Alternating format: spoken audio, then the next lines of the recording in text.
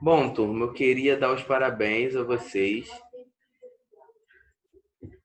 para quem fez o simulado, tá? Meus parabéns. Eu vi que todos ali foram muito bens, assim, né? Foram bens, né? Então, de parabéns. Desempenharam o simulado de uma forma produtiva, né? Com responsabilidade. Alguns erraram algumas questões, outros conseguiram acertar o simulado por completo.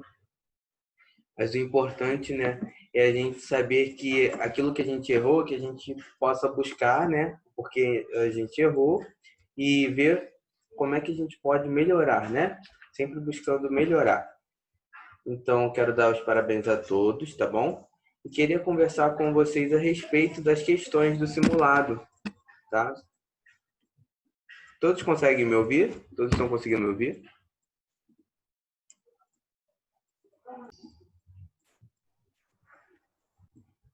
Vê se agora melhorou. Melhorou? Ramon, pode falar, que eu vi que você está com o dedo levantado. Oi, Ramon, eu não consegui te escutar. Fala mais perto do microfone. Oi? Oi, Ramon? Vê se você consegue digitar, porque aí eu te escuto. Eu não consigo te escutar, mas eu consigo ler direitinho. Bom, turma, então, vamos lá falar um pouco das questões do simulado, tá? Para vocês, se ficou alguma dúvida, de poder tirar, tá? Eu vou falar das minhas matérias e a professora vai falar da matéria dela, tá bom? Falando da questão de matemática, eu vi que boa parte da turma se saiu muito bem nessa parte da matemática, tá? Alguns tiveram alguns erros ali, mas eu acho que foi por questões de atenção. Bom, geografia, boa parte da turma se deu muito bem respondendo essas questões, tá? Nós tivemos logo no início da parte de geografia, nós tivemos a questão que fala: o Brasil tem atualmente uma população de aproximadamente 210 milhões de habitantes, que estão distribuídos nas 27 unidades federativas. Sobre estas, podemos afirmar que foram criadas. Aí tinham 4 opções lá que vocês deveriam marcar qual era a resposta correta, né? Aí tinha a questão A, como divisões do território brasileiro, nas quais a população elege os prefeitos que podem administrar, né, os municípios. Aí B, como subdivisões do território nacional, nas quais as populações elegem os governadores. E essa era a resposta correta, né? Como subdivisões de território nacional, nas quais a população elege os governadores através do voto, né? Que eles criem leis que ajudem a dialogar com a Constituição. E nós tivemos uma outra questão que fala que o Brasil é o 5º maior país do mundo em extensão territorial. Com o objetivo de auxiliar o governo federal e administrar esse gigantesco território, foi proposta uma divisão em partes menores e chamadas regiões. Bom, entre as formas de regionalizar o nosso território brasileiro, adotada oficialmente Então aí nós tivemos ali. Tio, que página de que matéria? Não estou falando do livro, não, estou falando das questões do simulado. Página de que matéria? Estou falando da questão do simulado, Mariana. Da parte de geografia, tá? Então, essa questão, queria que vocês respondessem quais são as divisões regionais que nós temos, né? São 5. Norte, Nordeste, Sudeste, Sul e Centro-Oeste, não é verdade? Então, essa era a resposta correta. A proposta pelo IBGE, que divide o Brasil em 5 regiões: Norte, Nordeste, Centro-Oeste, Sudeste e Sul. E aí nós tivemos uma outra questão que também precisava de ter muita atenção, né? Só que agora já entrando na parte de matemática, que era a questão que a professora Eliana representou um número no quadro posicional utilizando palitos e pediu para que os alunos escrevessem em seu caderno o número que ela havia representado. E aí nós tivemos lá, ela tem um palito na dezena de milhar, ou seja, ela já tem 10.000. Depois ela tem mais 4 palitos na unidade de milhar, ou seja, 4.000. 10 mais 4.000, nós já temos 14.000. E nós temos um palito na centena, ou seja, 100, então 14.100. E colocou 8 palitos na unidade, então formando o número 14.108. Essa era a resposta correta. Depois nós tivemos uma outra questão que diz que a professora ganhou um ingresso para ir ao cinema e a turma e a professora deveriam ocupar completamente as 3 primeiras fileiras do cinema paralelas à tela. A professora deveria sentar-se bem ao centro da sua turma. Com base nessas informações, indique a cadeira que a professora iria sentar. E aí vocês tinham lá a letra e o número correspondente para dizer aonde essa professora deveria sentar com seus alunos. E a resposta correta era a letra B, que representa E2. Pode falar. Oi, pode falar. Pode falar, Ramon.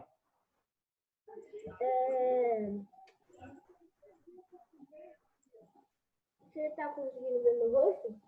Tô conseguindo ver seu rosto, sim. E tô conseguindo te ouvir também. Agora melhorou. Bom, então, turma, essa questão do cinema, a resposta B é 2, tá? Bom, e nós tivemos uma outra questão também que traz no simulado um gráfico, né? No qual diz que teve uma votação para escolher o representante da turma do 4º ano e queria saber qual foi o aluno que mais recebeu o voto e que foi escolhido como representante de turma. E nós tínhamos lá o Lucas com 5 votos, o Arthur com 8, o Caio com 4 Foi o Bruno. e o Bruno com 13 votos, né? Então o Bruno recebeu mais votos, seria o Bruno, a resposta correta. E depois, em uma piscina de bolinha, há 20 bolinhas azuis, 30 amarelas, 25 verdes e 25 vermelhas. Sofia vai retirar sem olhar uma bolinha dessa piscina. Qual a bolinha que tem maior chance de ser retirada por Sofia? A amarela. É a amarela, porque é que tem mais quantidade de bolinha, então tem mais probabilidade de sair uma bola amarela, né? Muito bem. E nós tivemos uma outra questão que diz: Letícia estava brincando de adivinhar com sua mãe, que fez as seguintes afirmações. Você tem 9 anos. Seu irmão é 5 anos mais novo que você. Ou seja, se o irmão dela é 5 anos mais novo, ela tem 9, o irmão dela tem 4 anos, correto? Eu sou 20 anos mais velha do que você. Então, a mãe de Letícia tem 29 anos. Seu pai é 30 anos mais velho do que o seu irmão. O irmão dela tem 4 anos e o pai dela tem 30. 30 mais 4, 34. Então, ficaria a ordem de: qual é a idade de cada um de nós? Ela acertou todas as respostas e ainda colocou em ordem crescente as idades. Então, ficaria como a resposta? 4, 9, 29 e 34. Que corresponde à idade de cada um da família, né? E aí nós tínhamos uma outra questão que essa era muito fácil, mas que precisava fazer a conta corretamente. Se embolasse nas contas, iria ter o resultado errado. A mãe de Lucas faz doces para revender. No primeiro final de semana do mês de março, ela vendeu 420 doces. No segundo fim de semana, ela vendeu 380. E no terceiro fim de semana, 370. A meta dela é vender 1.500 doces por mês. Quantos doces ela deverá vender no último fim de semana do mês para alcançar essa meta? Então, era uma conta fácil de se fazer. Por quê? Ela já tinha feito 3 remessas de doce, né? 3 finais de semana. Faltava 1. Então, era só a gente somar esses 3 finais de semana que ela vendeu e pegar a meta que ela quer vender no final do mês, que era 1.500.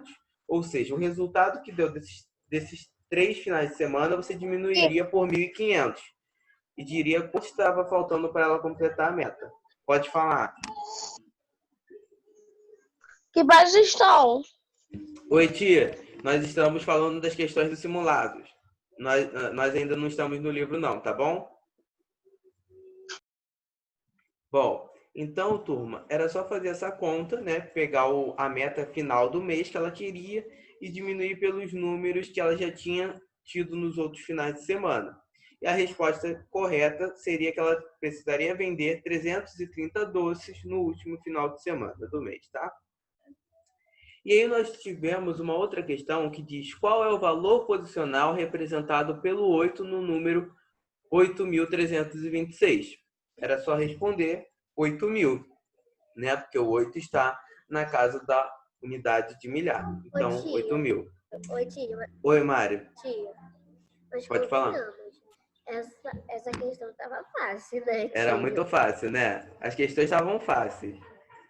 Bom, e aí nós tínhamos uma outra questão, que essa estava um pouquinho mais complicada, mas que vocês tinham feito no livro e na ficha de vocês, que era: observe a posição de Laura durante a brincadeira de cabra cega na escola. Ela está de frente para a Ana. Ou seja, se ela está de frente para a Ana, depois dela girar 1/4 de volta para a direita e meia volta para a esquerda, ela ficará de frente para quem? E a resposta era bem fácil. Era bem fácil. Quem falou a resposta?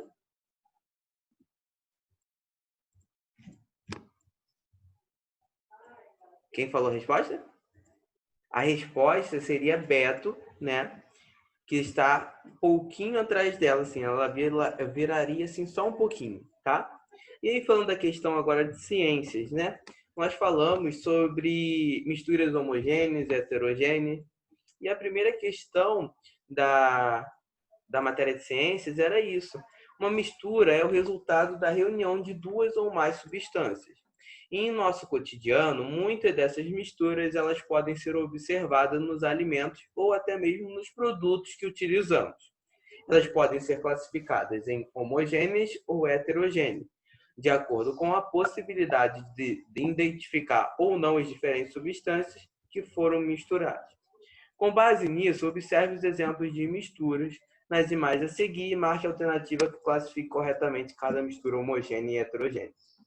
E nós temos lá uma imagem de café, outra de salada de fruta, outra de suco de laranja e água e óleo.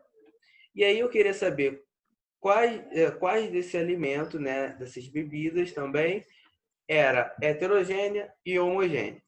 E era muito fácil, porque vocês sabem, né, o que é heterogênea e o que era homogênea, era só colocar em prática. As misturas homogêneas, né, são quando a gente consegue ver somente uma substância, como o café e o suco de laranja.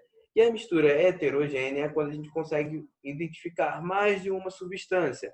Então a gente tem ali salada de fruta e a água e óleo, né, já que água e óleo não se misturam.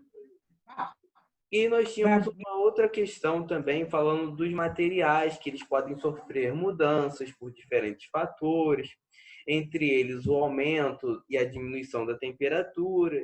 E alguns materiais eles podem voltar a ser como era, ou seja, eles podem retornar à temperatura anterior após um período de tempo, que seria a mudança reversível.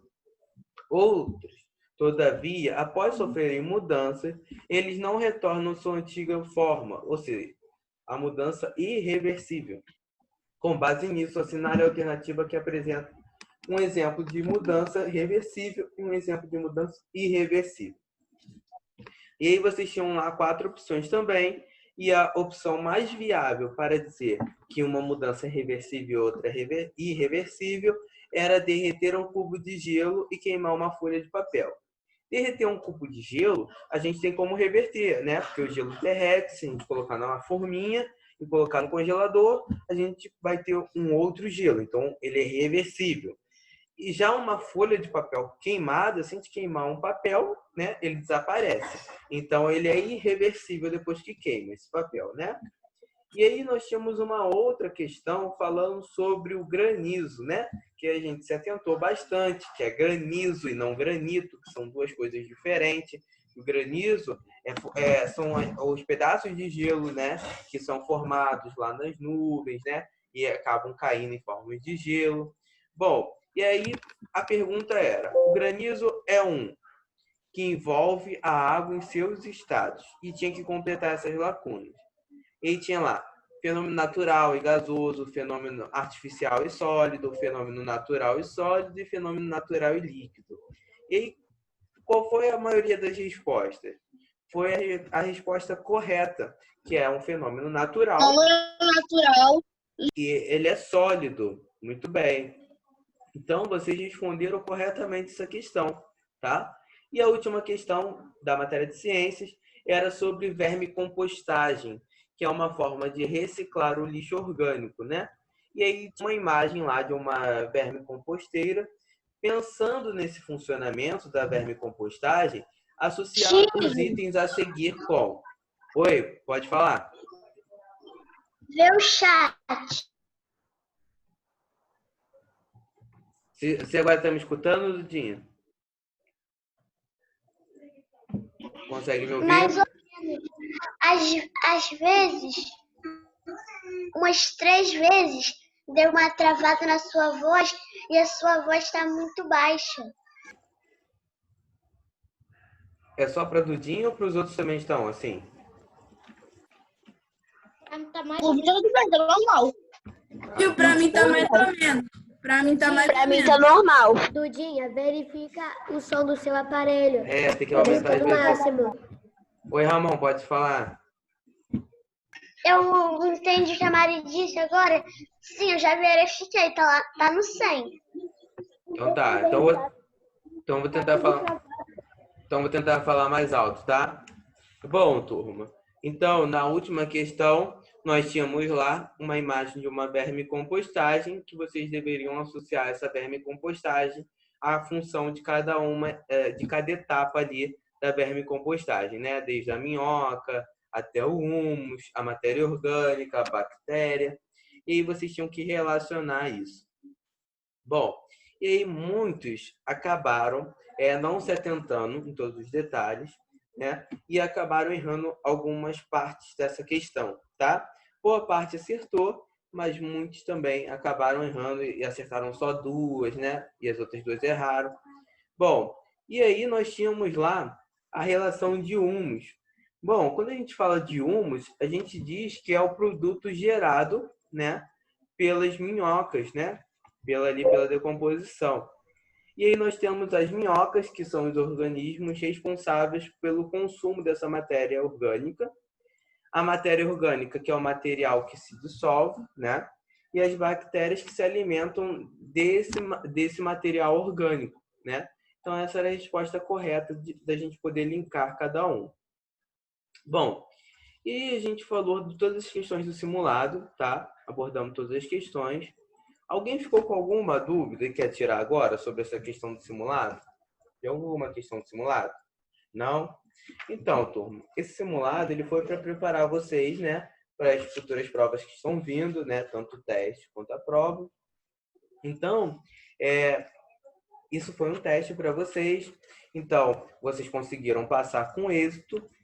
Alguns ainda precisam se atentar na leitura das questões, né, com bastante ali atenção, porque eu vi que errou coisas bobas, que foi falta de atenção na leitura da questão, tá? Então se atentem a essa leitura. Daqui a 2 semanas nós teremos uma avaliação, né, que serão os testes, que os responsáveis de vocês vão receber o cronograma lá no grupo, né? Oi?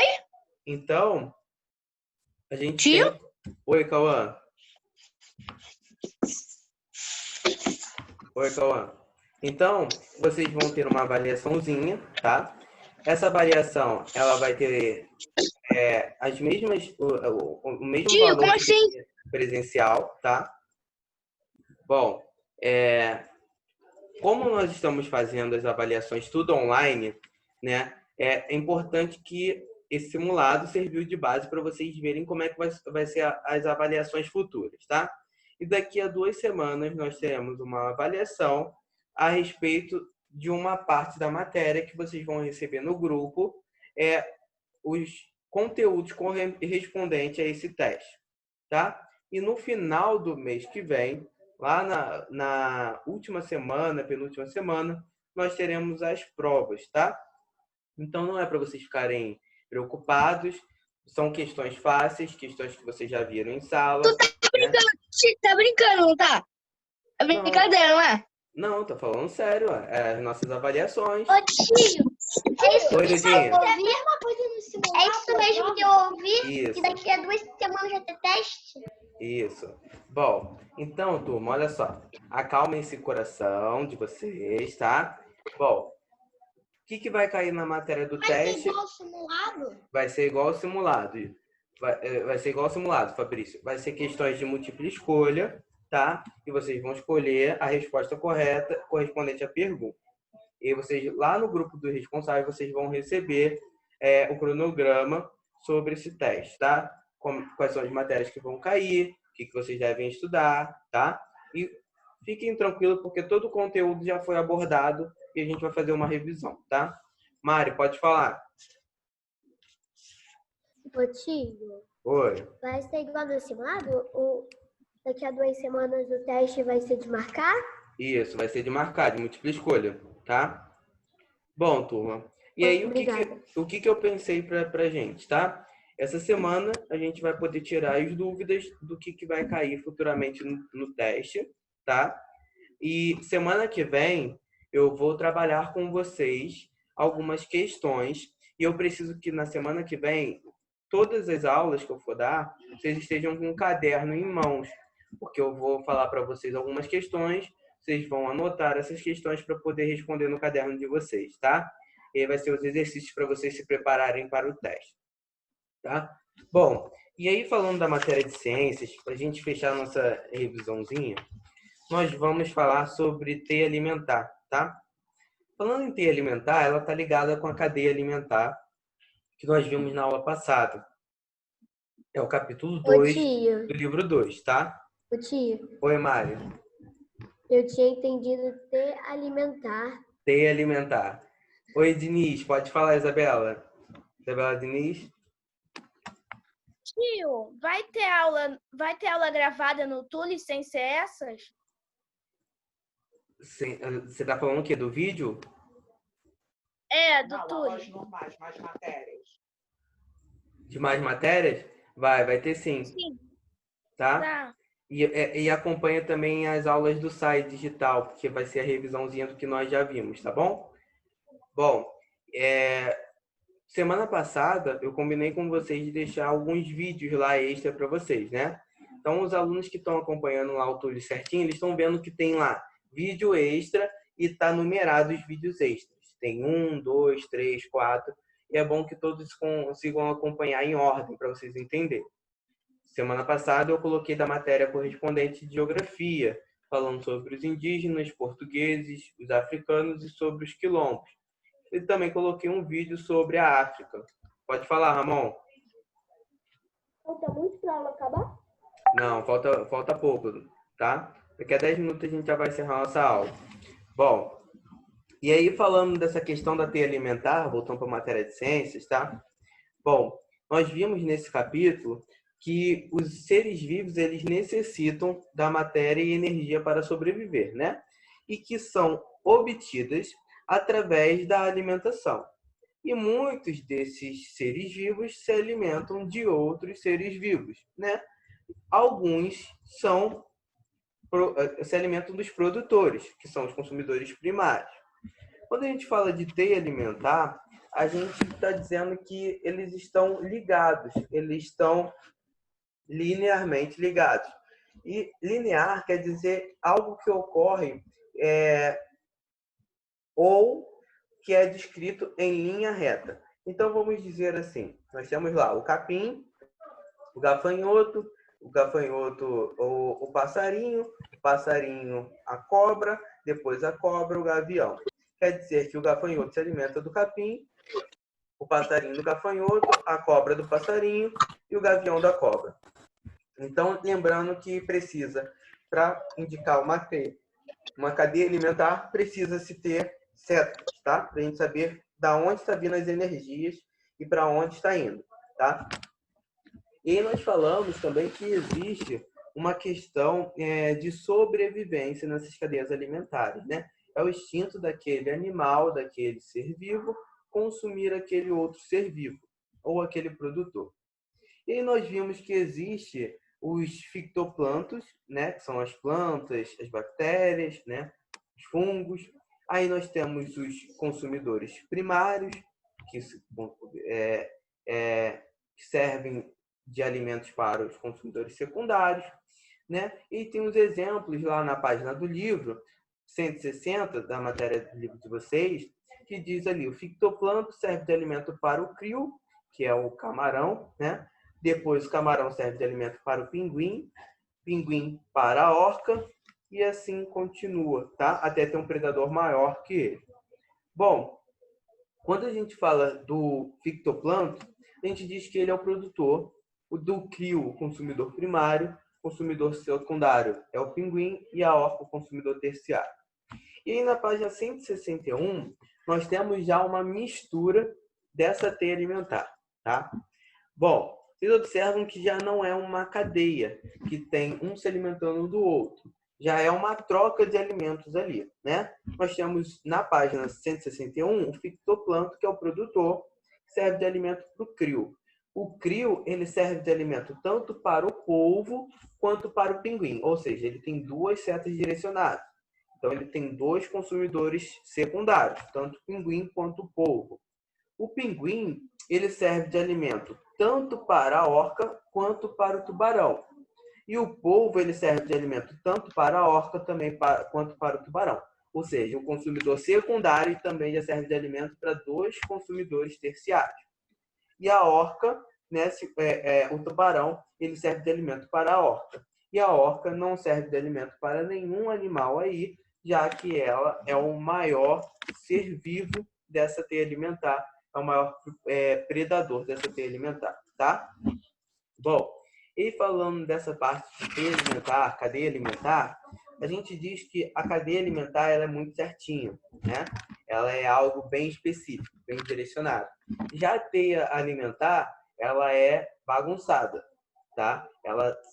Um alimento serve de alimento para outros 2, 3 e assim vai até ter consumidor, né? Desse alimento.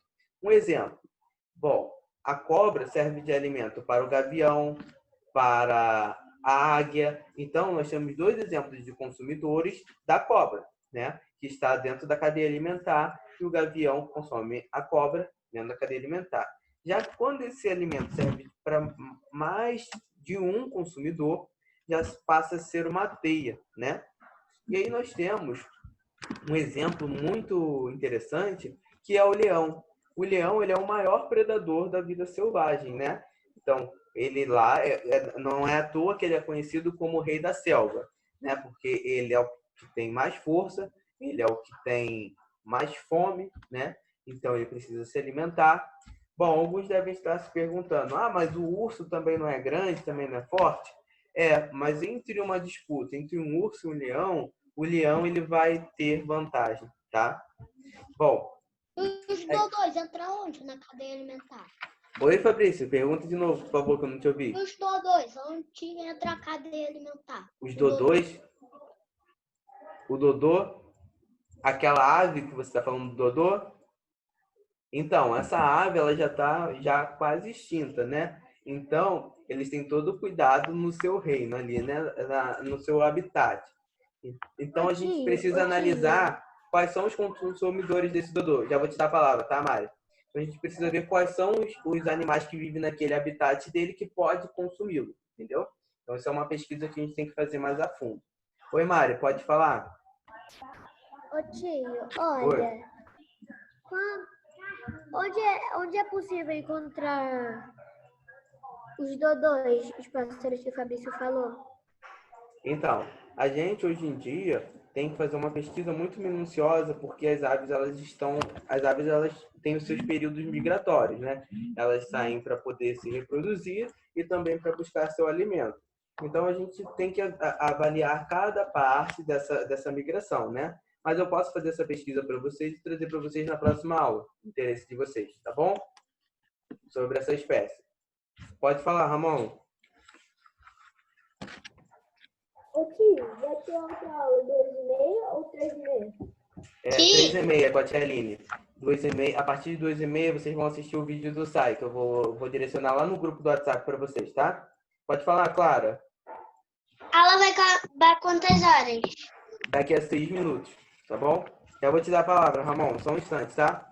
Bom, falando dessa parte dessa cadeia alimentar, dessa teia alimentar, é importante que a gente diga que no ecossistema ele está equilibrado.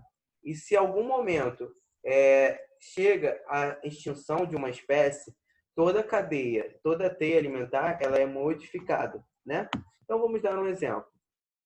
Se nós não temos quem casse, quem pegue as cobras, vamos ter um aumento grande da população das cobras, porque já que não tem um predador para poder caçá-la.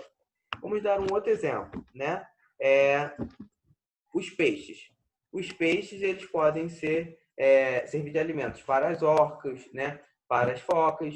Se a gente não tem focas nem orcas para poder consumir esses peixes, eles vão conseguir se reproduzir mais e conseguir ter mais quantidade de peixe, tá? Então, quando a gente... Desculpa, mas quais peixes que eu fiquei um pouquinho distraído?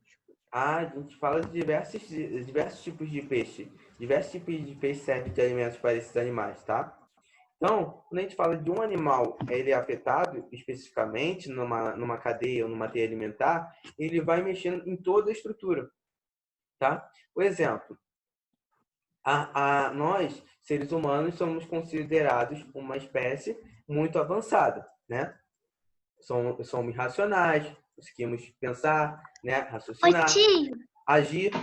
Já vou te dar a palavra, tá, Dudinha? Então, quando a gente fala dessa forma, a gente diz que o ser humano, ele é um dos consumidores que estão no topo de uma cadeia alimentar, de uma teia alimentar, né? Já que ele é forte o suficiente para caçar, tá? Então, Dudinha, pode falar, depois o Ramon, depois a Maria Eduarda Ferreira.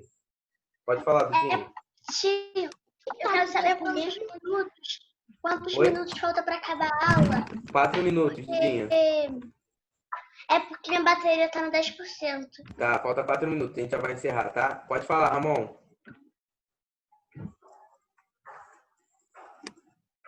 Oi, Ramon, pode falar?